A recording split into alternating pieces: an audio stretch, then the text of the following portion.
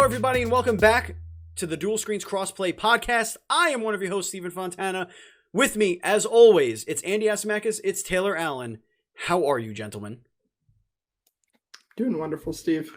Chilling in the new office. I was just thinking, Andy, I was just thinking that because in the previous format, I would ask one of you, but what would happen is, if I went to Andy, he would go on the stupid diatribe, and then Taylar would go up, and he'd be like, "Hi," and then that would be it. It'd be like, "Well, why are my diatribes stupid? Yours are as moronic as mine are." Yes, but that doesn't mean that yours isn't moronic. We're both moronic. I was trying. I'm not gonna say anymore. Let's go screw you. But I just don't know now that it's not like, rotating guests. Like, I feel like it should just be, here's us, here we are, here's me, here's you, here's that person. But if you want to still go around the horn, I think we could still do that. But I think what I'm going to do is I'm going to start with Taylar from now on.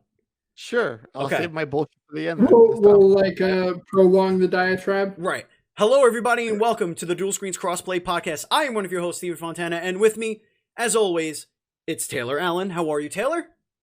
Doing great, Steve. I'm in my new office. God damn it, Andy. Cut your fucking face. And also with us is Andy Asimakis. How are you, Andy? I am doing well. Is that good? Perfect. Yep. Is that all I should say? Yes. And what I should say is that this Dual Screens Crossplay Podcast is the internet's #1 gaming news podcast, starring people you've never heard of, probably. And I think I might want to replace people with idiots. The show posts each and every week for your listening pleasure on your podcast service of choice, including Podbean and the video on demand on youtube.com/dualscreenstv, exactly 24 hours after we record it live on twitch.tv/dualscreenstream. So go over to twitch.tv/dualscreenstreams, hit the follow button so that you can watch us live and interact with us in the chat, or go to our YouTube channel and hit the subscribe and the like button if you're watching it on YouTube. Obviously, please hit the thumbs up. Helps us out a lot. And if you like what you hear here, or if you want to have another podcast to listen to on this very same network, you don't have to subscribe anywhere else. You don't have to follow anywhere else. We do 2 shows. We do another show every Friday called the Dual Screens Podcast, and that is an interview show where Andy and I bring on an industry guest and we interview them. It could be an indie dev, it could be a voice actor, and it's great. We have a blast doing it. We've interviewed nearly 200 guests at this point. We're getting close. If you want to support us on Patreon, you could do so by going to patreon.com/NDS podcast, just like our Patreon producers, Colton the Apprentice Nestler and FNH Paul. We cannot continue to grow without all of your support, so thank you so much for doing that. All right, all that's out of the way. Last week, we did our nominations for our Game of the Year, our personal games of the year, whatever. We each nominated a bunch of different games for each category. We're going to take the rest of this week's time to hopefully play each other's nominations however we can. So we'll have a little bit more informed discussion. Next week will be our awards. We're going to deliberate. It's going to be no news, no segments. All we're going to do is go topic by topic and argue with each other until we can come up with a 2/3 vote on what we're giving these awards to. It is going to be chaos, and I hope you guys can join us for that. But that's next week's show. This week's show, we got news to talk about. Not a lot, but we do. And of course, everybody's favorite current t-shirt, which was laundered today, and I did not wear it. I'm wearing FNH Paul's shirt, thanking him for being our producer. Twitch.tv/FNH Paul. The adventures in gaming. Taylar, what have you been playing? Steve. Mm-hmm. I have a bit of an addiction. I know. You talked last week on the podcast about buying Diablo 3. We did, yeah. And I went, Diablo 3 sounds real cool. It was on sale on BattleNet. So I grabbed it. I probably put in 40 hours in the last week. Good Lord. It's a problem. I have 4 seasonal characters that I'm running. I have hit Paragon 220 now. Good Lord. I'm out here on Torment like 8, 9, 10, something like that, which is so the difficulty goes up to Torment 16. That's the highest you can go. So We're really cranking it up there. Did they run out of words? Yeah. Could they not have just come up with like worse But words? think about it, because they have normal, hard, expert, master, nightmare, and then torment 1 through 16. So they've got a bunch of shit Yeah. already. Yeah. You know. They could have had other words though. They could have done like literal hell. Anal. They could have done. That's Florida could have been a difficulty level. Definitely. Sure. Yeah. Yeah. But yeah, that game's real cool, man. I did not realize how in depth like end game Diablo was, because I played on console before this, right? Yeah. I played on PS4, and I had a couple characters, including a hardcore character that I got up to level 70, and I was like, sweet, beat it on that character. Let's run it again. Not realizing that getting to level 70 is like, good job, you beat the tutorial.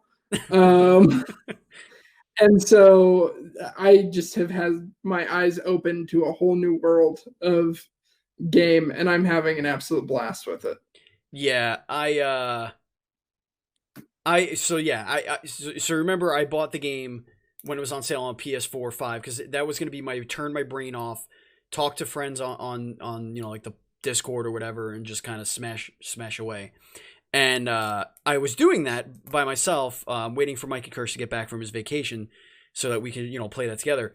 But then you were playing on PC, and I was like, I own this game on PC. I bought it on PC the day it came out. I know I had a max level monk and like all this stuff. So I go into my Blizzard account, and it's not there. It's gone. I'm like, wait, what? That's weird. The only games that are there are Call of Duty, and I think Hearthstone was there. And nothing else was there. I'm like, this is really bizarre that a game that I bought 8 years ago is gone. So I go to my email and I find my original purchased email confirmation with the number and everything, the order number and everything from 2012, from May of 2012, I think it was. And it shows, that I bought the game, the $60, yada yada, $65 after New York tax, and so I'm like, this is just bizarre. So I write to Blizzard. I open a support ticket, and they were not in between Christmas and New Year's. So on the 2nd, they write me back, and they're like, "Hey, we're gonna look into this for you. Turns out." 6 months ago,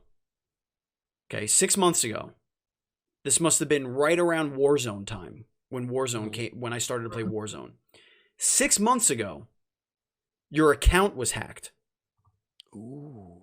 And you didn't respond to requests to verify the account after it was hacked. So we shut your account and got rid of all the games. And so the account that I was logging into used the same email address, but was a different username, and it was Batchild instead of Batchild27, which was my original username. So it was just Batchild, because when I relogged in to get Warzone, it asked me, hey, put in a username. So I put in Batchild. I was like, okay, cool, thanks.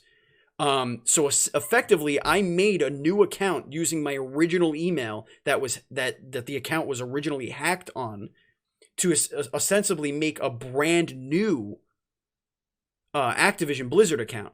So they're like, hey, give us an alternate email. We're going to send that email a confirmation link. Then we're going to start communicating through that email. So I give them my dual screens email, and they're like, hey, click this link. This is going to be your email. And I'm like, okay. So I do it and I log in. However, browser saved my old email, not dual screens. So it kept logging me into my old account. I'm like, no. Stop doing this. So then I go into my account and I change the email, or I attempt to change the email from my normal account to my dual screens account, email account. And it says, nay, this email is in use. I'm like, a what? Turns out Blizzard already changed the email address, did not tell me that they changed it. So then I used that email address, and then they said, hey, check your inbox. And I'm like, okay, cool. It says, here's a password reset link. Click this bad boy. Cool. click it. It's like dual screen, at dualscreens.com. Put your password. I put a new password in. It's like, booyakasha, you're in. So I click it. What do I have? I got Diablo 3 Reaper of Souls, ladies and gentlemen. It's in my account. So is StarCraft 2. It's all in my account. We're back and running. We're ready to go. Doing your old Warcraft characters. No, that account is lapsed. That account is very lapsed. And I only played Warcraft for like a month. So I went on a Diablo 3 recovery journey. And I played the game for about a half an hour today, just to like see what the seasonal stuff was like, because I never played any seasonal content in Diablo. Like I was gone before they started that. And the addiction is real. What else have you been playing, Taylor? In a similar vein, Borderlands 3 was on sale on the Epic Games Store. And I had one of those little Epic $10 coupons. And so I bought it with all the DLC and everything. I've been messing around in that. Personal opinions about leadership at that studio aside, it's a fun game. Oh yeah. I like that game. I still have to beat it on PlayStation. Yeah.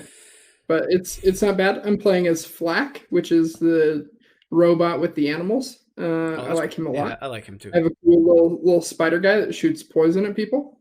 And a bunch of dumb guns. I have one that I throw to reload instead of just reload it, and it explodes.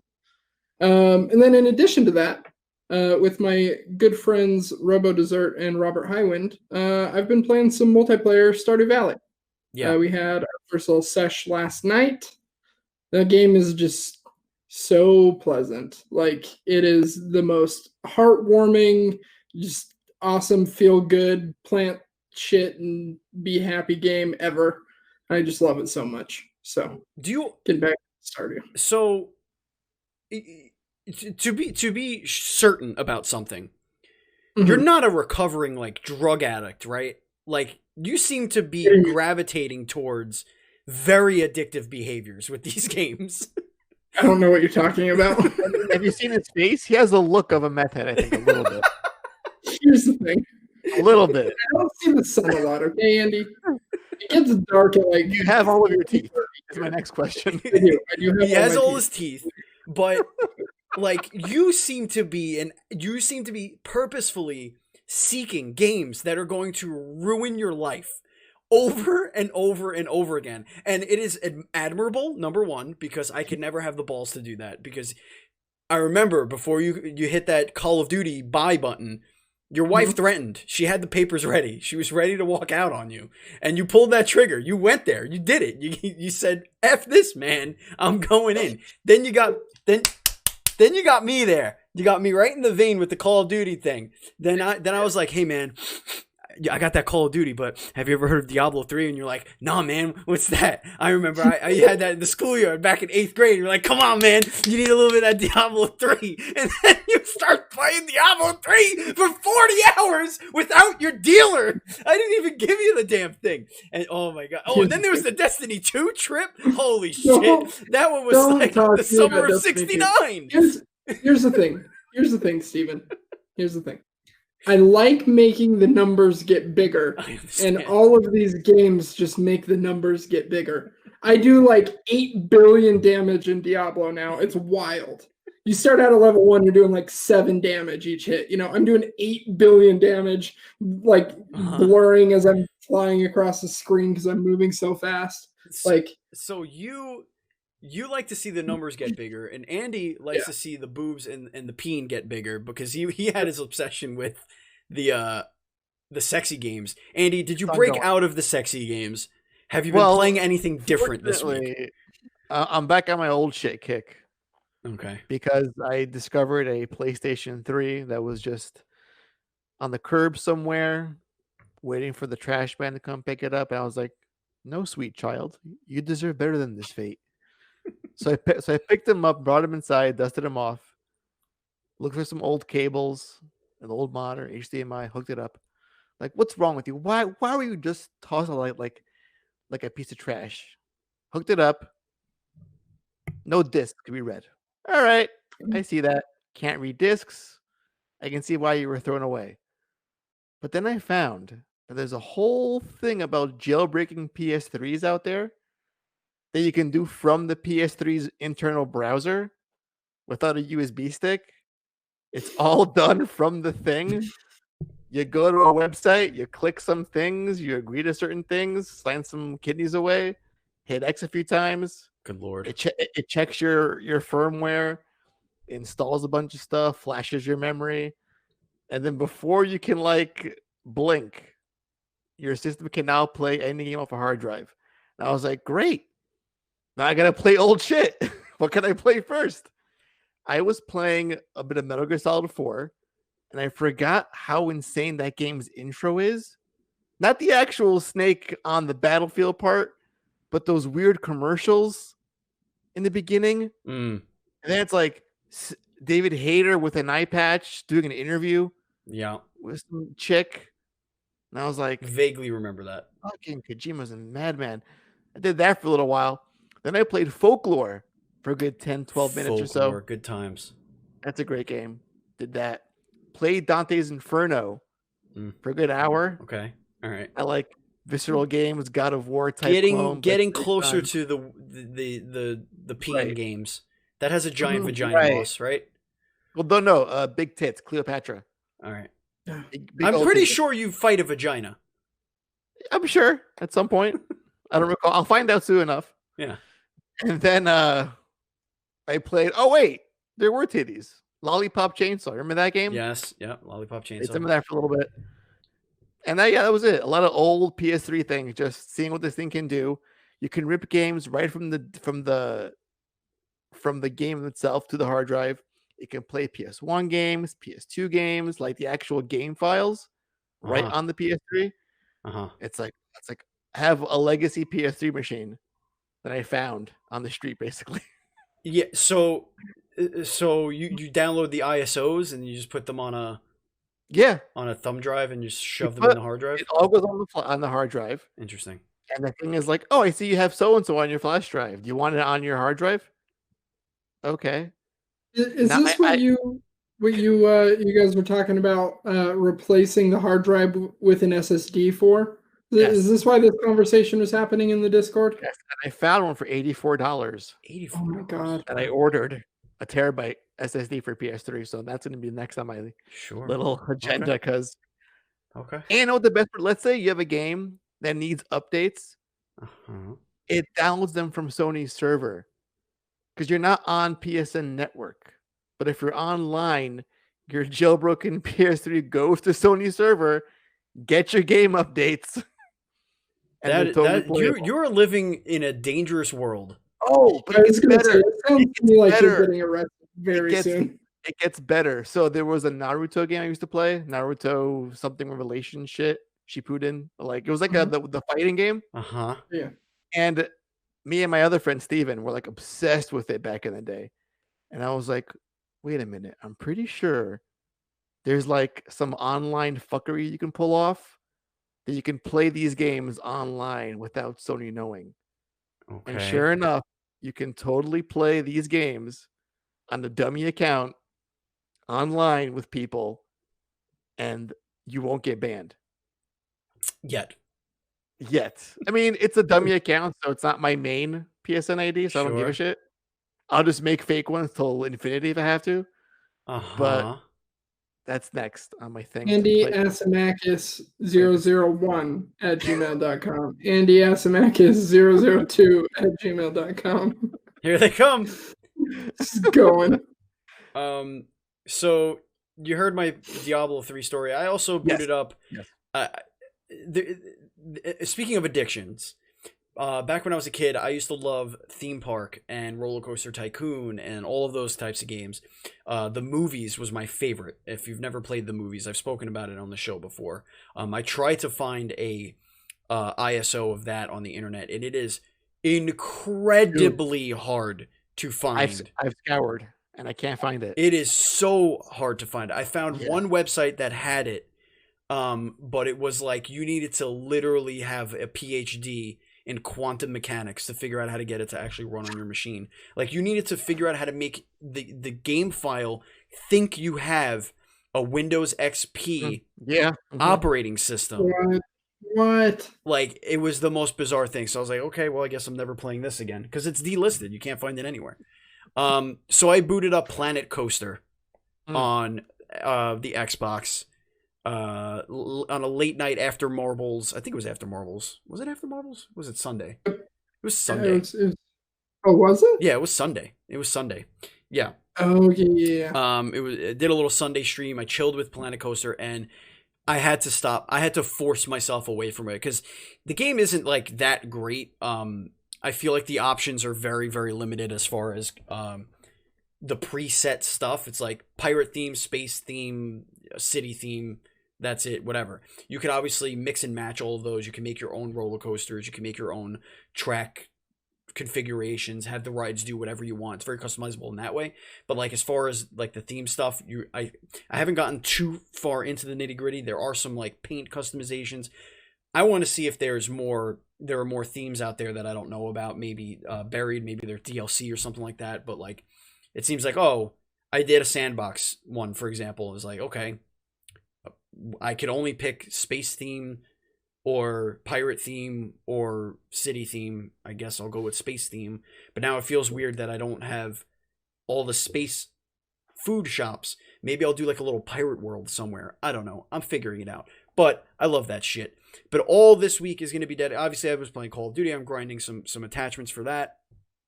Playing some other stuff here and there.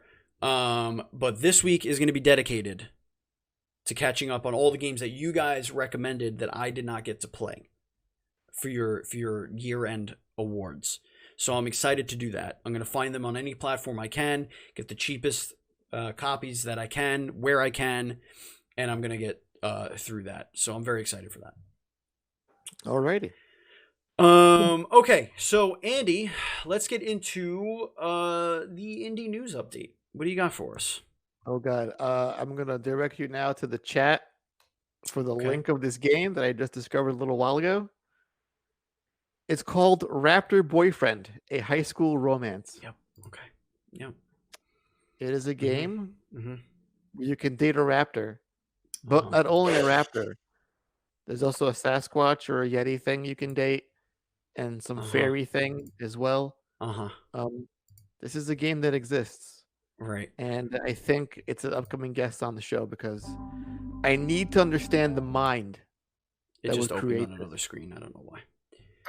Yeah, we're gone now. I need to see what this person is like, how their mind operates on a daily basis, what their childhood was like. Get them counseling. Correct. And just peel the layers back like an onion. And watch the stink flow out because I need to find out how this is real, why it's real. This is a direct result of drugs. This is because drugs exist. And I'm not against drug use. I think it should be legal. Right, listen, or it's an obvious cry for help. I feel in some cases. There's a wolf boy. Yes, that's the Bigfoot. Bigfoot. Yeah. Yes. Okay. So, I think we have some sort of pixie. We should use our platform to do what we do best and to get to the truth of this. And I've already emailed them, and I'm waiting for the reply. Right. Anxiously. I just got to say, this sounds like some Andy bullshit if I have ever heard it. Listen, there's a lot of Andy bullshit out there in the world. I'm not going to lie, but I don't know. This is too much for me. And I've done things. I've seen things. Get one of 3 emotional endings. Yeah, not about emotion. That's one of the selling points here. There's a skinny dipping scene with the raptor. Yes. Have you seen that? Oh, nice. Yeah. Oh, the Bigfoot's in a band. You see some raptor dong? The Bigfoot's name is Taylor. Nice. It's me. Good Lord. What are we doing in this life? I don't know. I have to ask. Yeah. Because I feel like it's mistakes. I feel like all we're doing are mistakes. The best part of this is I found this news bit on techraptor.com. That's I'd like to know why are you on TechRaptor? They're a pretty decent site. Andy That's likes doing research on all the Listen, I don't. It's all technology about updates the on IGNs and the Velociraptor. Kotakus. You got to go to the small outlets too. No, Give no, them no. some. Listen, I'm not saying that. I'm saying, like, do you have Tech Raptor bookmarked, or was it like Oh on yeah, I do. your social media feed and you click an No, article and it brings no, you there? I go to them, every once in a while. I'm going to ask you a very simple question. Sure, you go ahead. On your bookmark bar at the top of your Chrome Don't- browser, which I'm assuming ask. is Chrome, Don't ask. Don't ask. What, is dual screens on there at all? it is, yes. Okay. All right. Then It it's is. okay. You could listen to read whatever the fuck Listen, Tech my, Raptor you want. my bookmarks consist of games that I've seen that I want to reach out to at some point for an interview, Sure. and pornography. That's all it is. You might have a problem. That's all it is. All right. Well, let's get into the Nintendo news. All right, Oh my that's God. the Someone's show, producing. everybody. Let's get into the dual screens report. The first story is a Nintendo story, and it comes by way of Kotaku. Nintendo is buying the Canadian studio behind Luigi's Mansion 3 and Super Mario Strikers. This is always nice when you see third-party partnerships like Housemarque and Sony and like all that stuff, and they get eventually get bought up by them. It's really nice to see that. But Nintendo just announced it's purchased Next Level Games, the developers behind titles like Luigi's Mansion 3, Luigi's Mansion Dark Moon, and Super Mario Strikers. Nintendo announced the deal. The Nintendo's announcement says the deal is expected to conclude in March and will, end quote, will serve to secure the availability of Next Level Games development resources for Nintendo. I hope this is more Super Mario Strikers because that's probably one of the better, if not, it might be the best Nintendo sports franchise, maybe, possibly. If you don't count Mario Kart, 100%. Yeah. I don't count Mario Kart. But yeah, that's I love Strikers. I think that's a really dope game. I think soccer is like basketball in that way that it just makes it for a really good arcadey experience. Fast paced, crazy jumps up and down. Like football, there's a lot of moving parts. Blitz does it well. But there's a reason why those games aren't around anymore, Like they just kind of like they come and go. Hockey is another one where it's very fast paced, but it's very one-dimensional plane. You don't see people jumping and flying in the air. But soccer has that three-dimensional, multiple planes of action. What do you guys think of this story, Taylor? I agree with Caneless in the chat 100%. How the hell did they not own this studio already? Yeah, that's actually a good point. I actually just assumed that they did. So this is not really changing my worldview all that much. Indeed. Andy? Yeah, I just hope that they use this to like take a few more risks with some of their IP. Like you've acquired a now like tried and tested studio to work on your franchises in some capacity. Your offshoots, Luigi's Mansion and your Nintendo sports franchises. Nintendo, I think, got by last year with the luck of COVID and Animal Crossing being like the ultimate stay-at-home game to play with your friends. Right. They struck gold with that combination of events.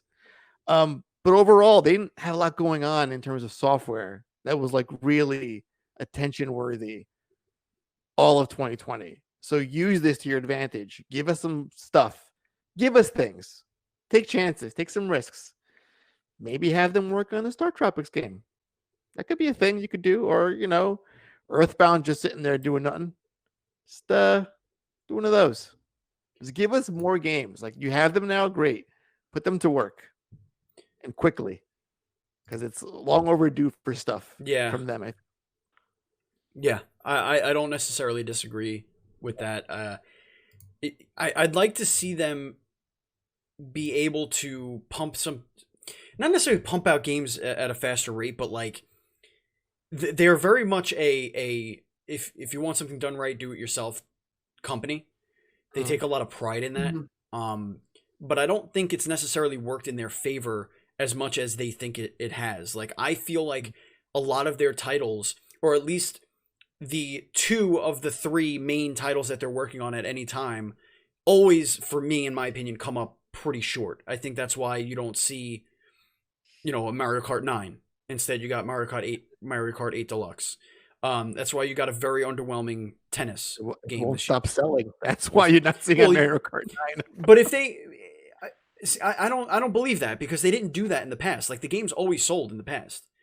To that level, though, that's a huge margin of sales. But they came out with it in the first place. Right. That's what I'm trying to say. They came out with a deluxe version of the game in the first place, when they could have just called it 9 and put some new tracks. Like, they didn't have to remake or whatever, make a deluxe version of 8. Like, it would have sold, any Mario Kart would have sold that much on the Switch, especially at near launch. Like, I don't think, when you take the fact that the Wii U didn't sell as many units as the Switch has now, it's like right, not even close. right. That's a whole new audience enjoying that game for the first time. So Sure.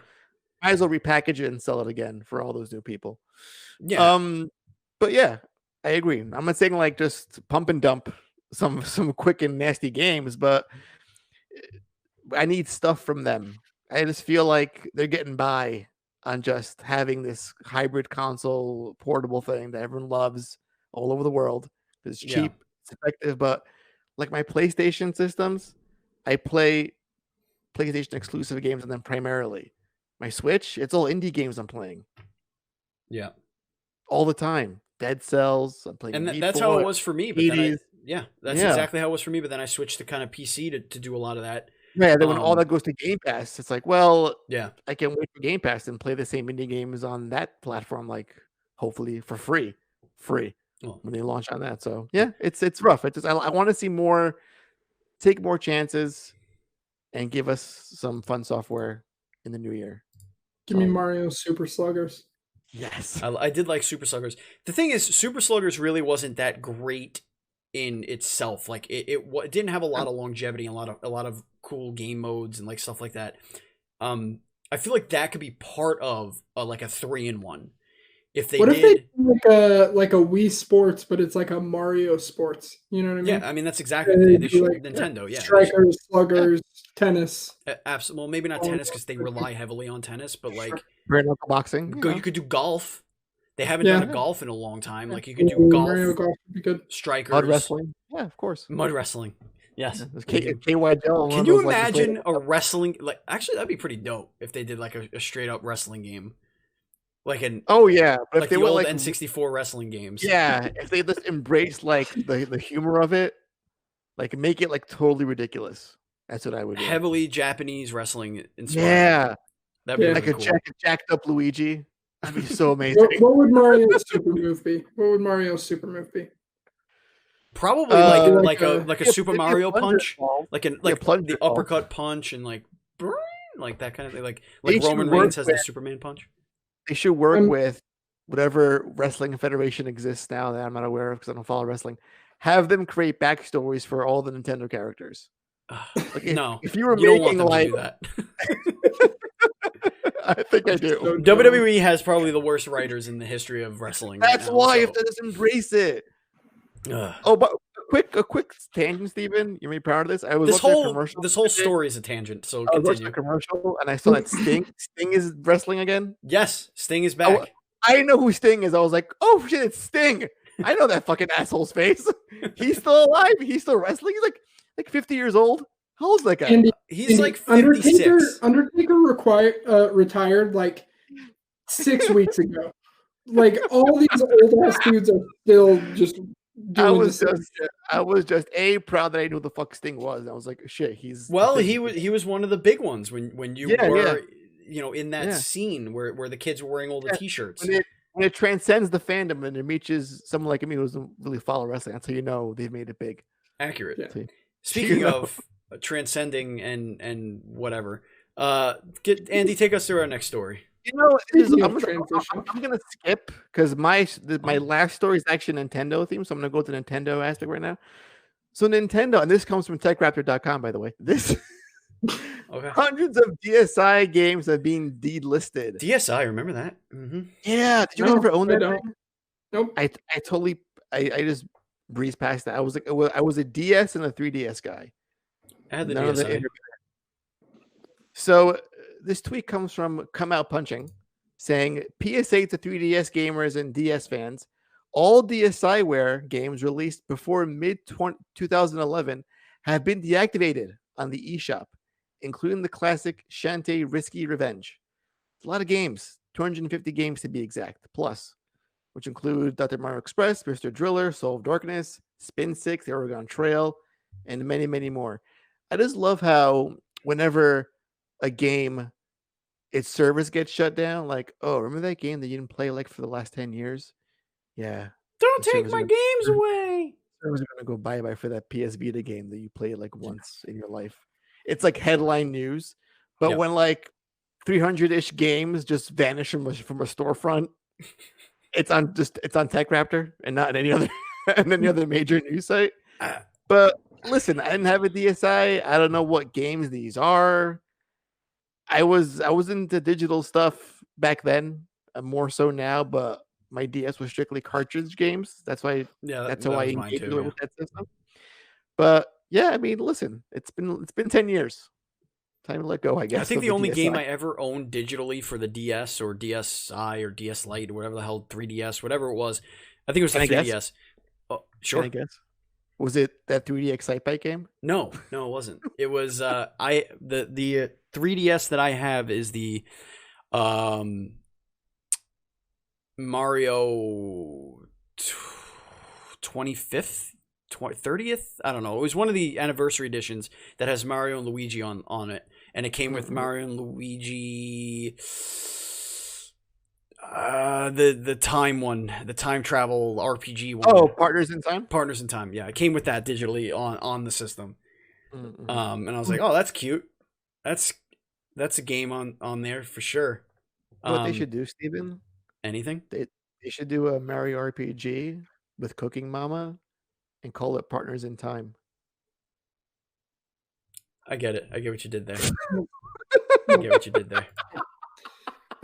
Taylor, just hit this. I don't know this one. Can you tell me about this? What is this yeah, story? I don't let like me it. Let me spin you a tale here, okay? Oh man, I'm scared. This is not being covered by major news outlets because it's a lack of news. Now, think back in your history of gaming. When was the last time they did not release a Madden game or a FIFA game or one of those annualized sports games? 1992. I think even It's been broken, forever. It's been forever, right? Well, MLB The Show this year, we have gotten nothing on, like dead silent. Just for context, October of 2018, 2019 is when they announced that Javi Baez was going to be the cover athlete for MLB The Show 20. October, okay? Right. I remember. It is currently January 5th. We don't know even who the cover athlete is. They have not even mentioned that this game is going to exist. This game is supposed to come out in 2 months. Yeah, these are like March games usually, right? Yeah, it's early March because they usually release it in tandem with spring training. They have said nothing. At best, this game is getting delayed a month or two. At best. They said last year that this is going to be the first cross-platform version of the game. It's no longer to be a PlayStation exclusive. Sony's still publishing it, but they're going to be publishing it on other platforms. It's not necessarily true. So that's not necessarily true. That was big news. They signed a new deal with Major League Baseball saying that they will start publishing on other platforms. There was no begin date to when they had to do that. So we don't know that this year was supposed to be the first multi-platform year. People were speculating that because that was part of the deal, but that's never been confirmed by anyone at Sony San Diego, anyone on the MLB The Show team. When they put out the announcement, anyone with Major League Baseball, it was very heavily speculated it was supposed to be multi-platform this year, though. But in addition to that, we also have that weird year or two with sports games where it's also cross-gen, where it's coming out on PS4 and PS5. Right. And if it's multi-plat, then Xbox Series and Xbox One. That combined with COVID makes me very concerned. The fact that they have not announced anything, I think this game is very much going to be in a bad spot because they were supposed to be doing a new engine this year, overhauling some of the ball mechanics and stuff like that. And adding on top of that, it being multi-platform and cross-gen and all of that and everything, like I have a feeling MLB The Show 21 is in trouble, like big trouble. I'm not sure if it is. I think MLB doesn't know when it's starting their season. Like they still don't know if they're doing spring training. They don't know when they're doing spring training. They don't know when they're starting the season. There's still news saying like league is still hopeful for an April 1 start or whatever, March 29th start of the season. Like they don't know. They don't know what they're doing. And this could easily be tied to the fact that like maybe MLB The Show or Sony or whoever, maybe they have to wait for some sort of news. Maybe they can't because of like an agreement with the Players Association or something. Like we don't really know. I wouldn't be shocked if this game didn't come out in March like it normally does. I wouldn't be shocked if this was an April release, not necessarily delayed because they never said the game, when it was coming out anyway, but just saying, hey, this is the new release time or whatever. And I don't think it's going to have a next gen version. I think they're going to do Really? I don't think they had the ability to because of the whole COVID situation. Like I just think that they're working in a very different environment, and that's like one thing that they could definitely. It is a Sony first party studio though. Yeah, that doesn't matter. That doesn't matter. Like look at every one of their first party games. They didn't just make a PS5 version. Like they could just easily do what they did for MLB The Show last year, which is it runs at 60 frames. It looks beautiful. It's it's a gorgeous game on PS5. And they could easily do that. And just say it's enhanced on PS5. It's cross generation. Plug it in.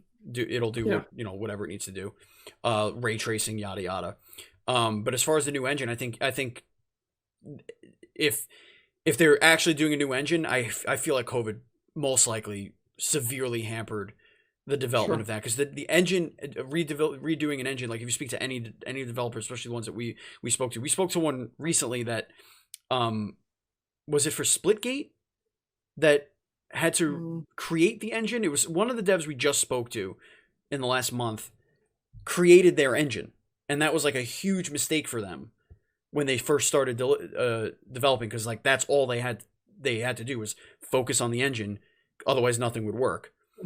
So I would imagine that kind of had a problem. But yeah, as Buzz says in the chat, NHL didn't get any news until 2 weeks before it released. But also NHL is the bastard child of EA Sports, whereas MLB The Show is a tentpole. It's an under the radar but huge seller for Sony.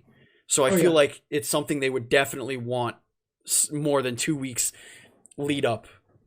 Yeah. Too. So the thing that blows my mind the most is that we don't even know who the cover athlete is. Like I said, they announced that in October of 19 for the MLB 20 game. It's so easy. The studio, Sony San Diego, you have access to one of the hottest like up and coming stars in the game right now, in Fernando Tatis Jr. They're in San Diego. Like, if COVID is a concern and you don't want to fly someone out there, I think that's a no-brainer because he lives right there, I would assume within a couple of minutes to the studio, During the season, yeah, but, or whatever. Yeah. Well, I mean, he might be immigrated here. I'm sure he lives close. He immigrated here to play for the I know Padres, a lot of those guys live in, like, Texas because of the taxes and stuff. Like, Syndergaard lives in Texas. And all that stuff. It could also be an MLB PA thing. Like maybe they don't have an agreement for the 2021 season yet, so maybe they can't have that logo or any of that signed off yet.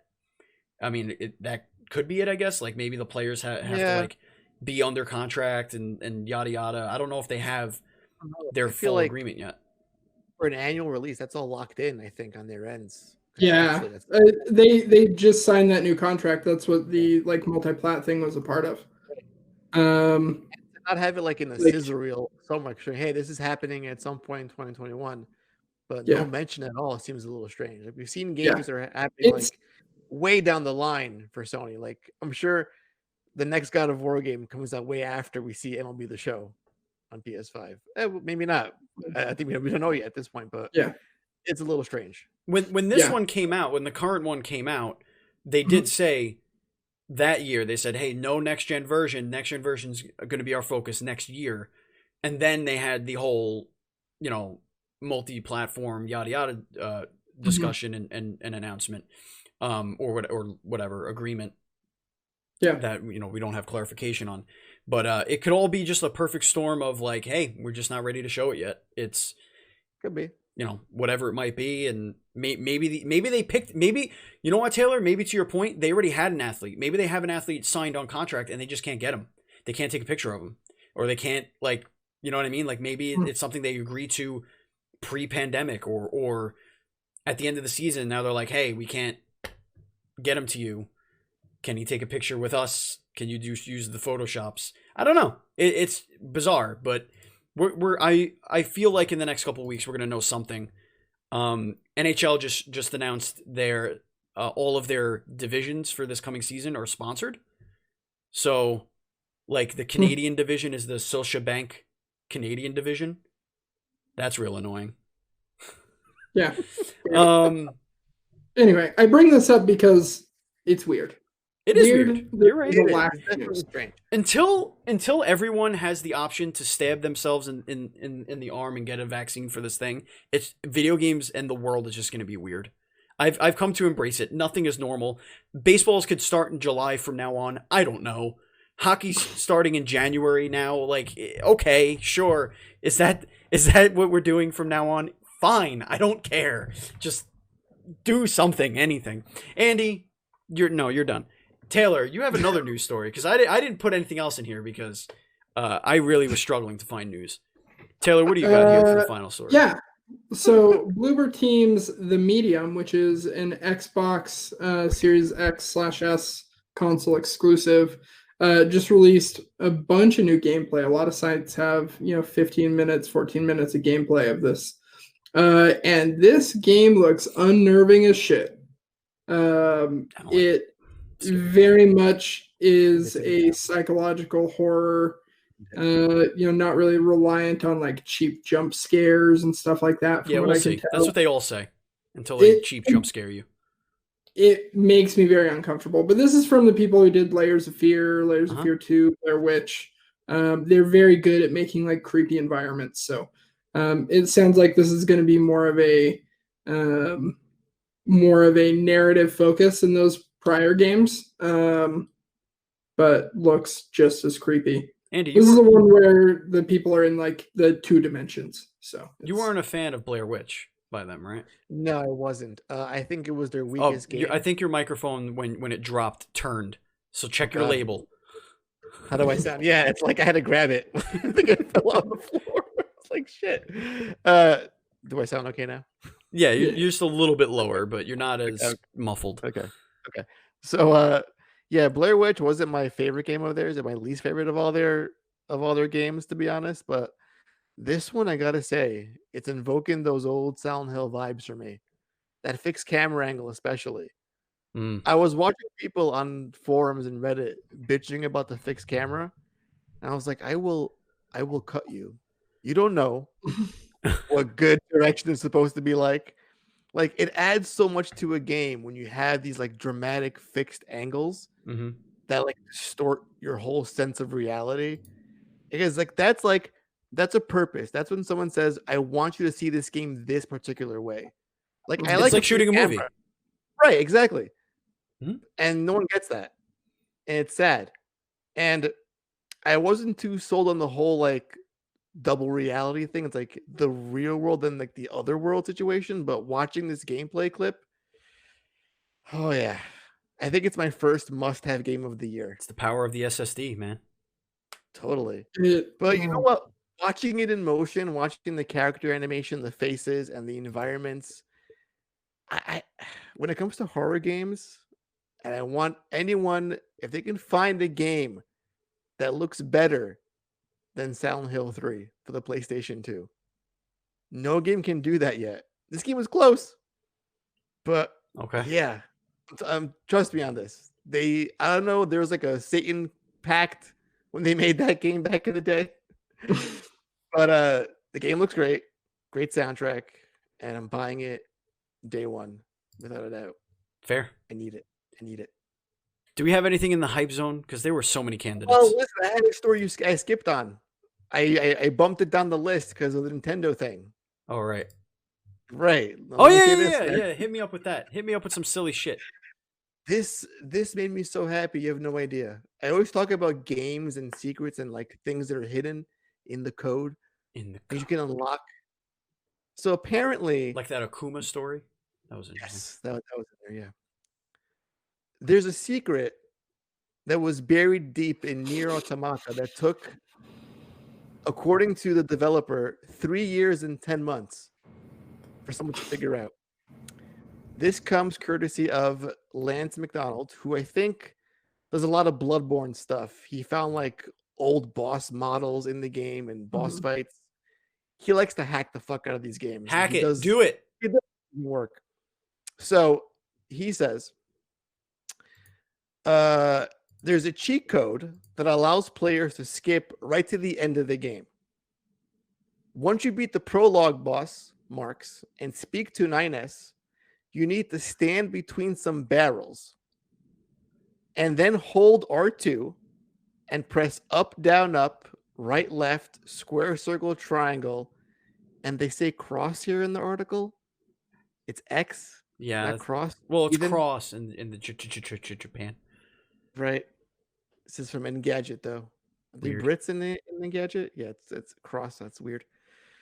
And once you do this, you unlock all the game modes that you would need to beat the game 3 times to unlock, like chapter select, stuff like that. Yeah, yeah, sure. And again, I love how someone took the time to put this code in the game because games stopped doing secrets a long time ago. Like, I was playing Silent Hill recently. In Silent Hill, you can get an item called the Channeling Stone after you beat the game. When you get that stone, you can go to different spots in the world and see a UFO. If you do all 5 of those and beat the game and do a new game, you get a laser pistol. We don't do shit like that in games anymore. No, we don't. But now, back in the day, the developers would eventually release these secrets in either a strategy guide or a forum or in some cheeky way. They would say, here's how to do it. And like that Akuma story that I was relating to, that I was saying earlier, that one was a tester code. That was for the people testing the game to get in, play as Akuma because he was a boss, a non-playable boss, that they would play him to balance him out. So like it was a way for the developers to get into the code, play as him, and then turn the cheat off or whatever. So a hacker was able to get in there and see that there was some sort of way for you to unlock him, as a playable character. But like, if you're gonna do this, if you're not a hacker, how the fuck are you gonna figure that out? That's part of the. I would just say, hey, there's a secret out there. That's not fun. Yeah, it is fun. Andy, there is no way. We're living in an age where like data mines spoil everything about. Well, that's a game. what I'm saying. If there were no data mines, if that was not a thing, if it wasn't a way that you can do that, right? And you say, hey, there's a secret in the game, in Nier Automata, the game that you love so much that you've probably beaten 9, 10, 11 times to get all these endings. So good. There is no way that you stand between 2 barrels, hold R2, press up, down, left, or up, down, right, left, circle, square, triangle, crosshair. There's no way you're doing that. There's no way you're doing that. There's no way anybody says, oh, these 2 barrels are weird. I'm going to stand between them, hold R2, and press up, down, right, left. This is why you live in the age of the data when you put stuff like this in the game to make it interesting.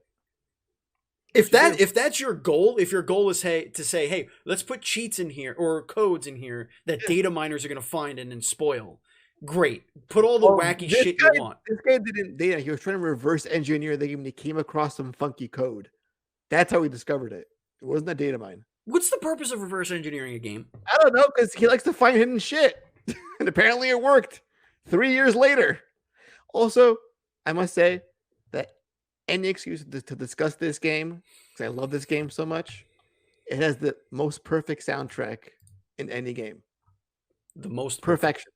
Most perfect. Every track is a masterpiece. I have a question. Yes, go ahead. Yeah, go ahead. Ask me what. Does this cheat code make the numbers get bigger? Not interested. You don't know high art, Taylor. Play your shooting games. Okay. This is an existential identity game about aliens and robots fucking to make cyborgs. This is what a real game looks like. Yeah. It's about a proxy war about aliens on the moon. It's cerebral. So, Andy, do you have a hype zone for this week? I don't. I do not have one. Okay, that's fine. So I'm gonna hype something. We have a new video on YouTube. Check it out. Are taking a look back at all of the months of PlayStation Plus, and we are ranking the months against each other. And by that we mean we did a video of all the Decembers in PlayStation Plus history. So you're gonna have December 2010 all the way up to 2020, all of them up against each other to see which year had the best December of them all. So please go to youtube.com/dualscreenstv and check out that video, and let us know what you think had the best group of games. And we're going to be doing one for January this month and February and so on and so forth. So please go subscribe to youtube.com/dualscreenstv. The Facebook question of the week, I posted one, and I know I did because I remember specifying that it was for next week's show, but I can't see it anywhere. And I don't know. I wasn't drunk, so I don't know where it is. So we're going to skip that for this week. But we have a mailbag question from the Grounded Gamer. When will Andy finally try Apex Legends? Can you make it a Patreon goal? You'd have to pay me to play that game. So sure. $1,000 a month. Once you hit that goal, I'll play. Don't be ridiculous. Don't be ridiculous. Andy. Don't be ridiculous. We can fundraise for 1 month. If you raise $50 in 1 month, I'll pay Apex with you guys. How about that? I'll tell you what. $45. We can do a Twitch goal. Mm-hmm. We could right here on this channel. Okay. We can do either a follower goal or a sub goal or something like that, where if we could reach like a certain amount. Yeah, what's our followers now? 203? Okay. If we hit 204 followers. Be careful. There are people in this chat that have multiple burner accounts. Yeah, I know. I have seen it happen. All right, I have seen it happen. Let's go to 250. How about 250? 250 follows. If we can get this channel to 250 follows, by when? Let's give it until. How about we'll give it 2 months? How about that? That's way too much time. Way too much time. All right. Let's give it a month then. And One end of month. this month. By February 1st, 250 followers. If we get 250 followers, Andy will play Apex Legends with us on stream. And by then, hopefully, Andy will be set up to actually stream. Because I'd like for him. I would like for him to stream from the Dual Screens account, and Taylor and I stream from our accounts and do a multi-stream across all to rule them all. You just gotta follow from Assy Bagger. Guess who Assy Bagger is? I bet you could get it first try. Is it Buzz? Ding ding ding ding ding ding ding.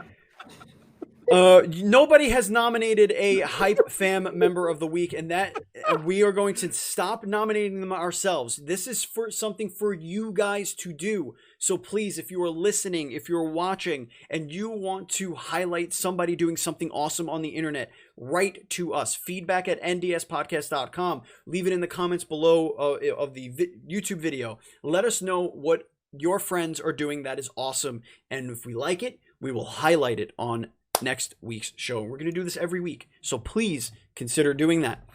If you want to follow us on social media, we are at dual_screens on Twitter and at NDS Podcast on Instagram. I am at Batchild27. Andy is at PantsGuy. Taylor is at It's Purger. You can follow Me on twitch.tv/batchild. Taylor's twitch.tv/itsperger. Our Facebook group is facebook.com/groups/ds podcasts. Whew, we did it. We got it. Bradley Parsons did our theme song, and Matt Murray did our overlay and logos. And if you want to buy some stuff like this cool mug, go to dualscreens.com/store. That's it. That's the show. Taylor, before we go, do you have anything to say to the kids? I do, Steven. Do we want to talk about the thing that we talked about on the Patreon show? Yes. Okay. We have a new show launching this month, exclusive to YouTube. And I think Buzz Killington is going to love this. The show is called Game Pass or Play. It will be hosted by myself. I will be joined by Steve and Andy, possibly. Maybe rotating. We're not 100% sure. This show is going to be us ranking and reviewing every single game on Xbox Game Pass using the random game feature. And I'm super, super excited about it. I've been working on this show behind the scenes for a couple months now. So it's finally ready to see the light of day, premiering on YouTube very, very soon this month. Listen, Buzz, once you get your Patreon bucks back up there, you can gladly be on the show. That is not a promise we are willing to keep, by the way. No, but you want to play, you got to pay. That's how it works. We're going to be making some subtle changes to the Patreon. We have a $1, $3, $5, $10, and $50 goal rate or tier right now.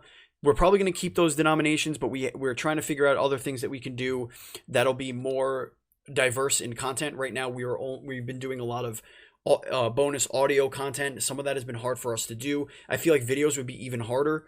But we're definitely trying to figure out something more that we can do. We will also be returning for this coming year.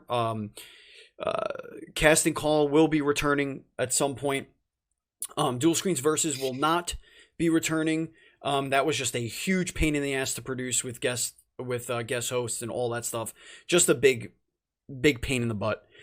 So we won't be doing that one, and we're going to be producing a couple of new shows as well for YouTube, and hopefully once Andy gets his streaming game going in his office and all that stuff, I'm going to get him the Dual Screens computer as well. As soon as we get him up and going, we will be streaming more from this channel. At least each of us will be doing at least one day a week.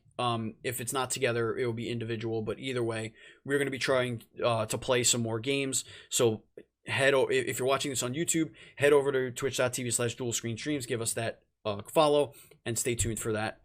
So more content will be forthcoming. Yeah. Can I explain things again? That was a good. Oh yeah, now I'm gonna kick it to you, buddy. Andy, yeah. Is there anything you would like to say before we go? I've been booking guests for the show, for the podcast. Like, I got a bunch of emails yesterday because everyone's on vacation for the holiday. Speak into the face of the microphone, not the top.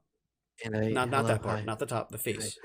The logo. Face. Put it like this. Hi, logo. Hi. It's better. Put it like right here. Like right in your face, like that. Right here. Rest it right underneath your schnoz. Yeah, if you could put it right in there.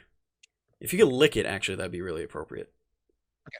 So I've been emailing people for the last 2-3 weeks with no responses because everyone's on vacation.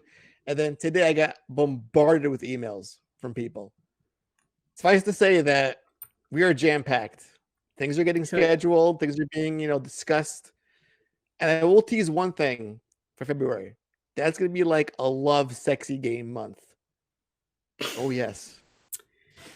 Oh, yes. Now, listen. Love sexy games before. Not all games will be of the adult-only variety. Our first guest I can announce now will be for Boyfriend Dungeon.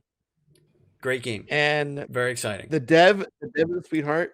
She's amazing. I met her at PAX East.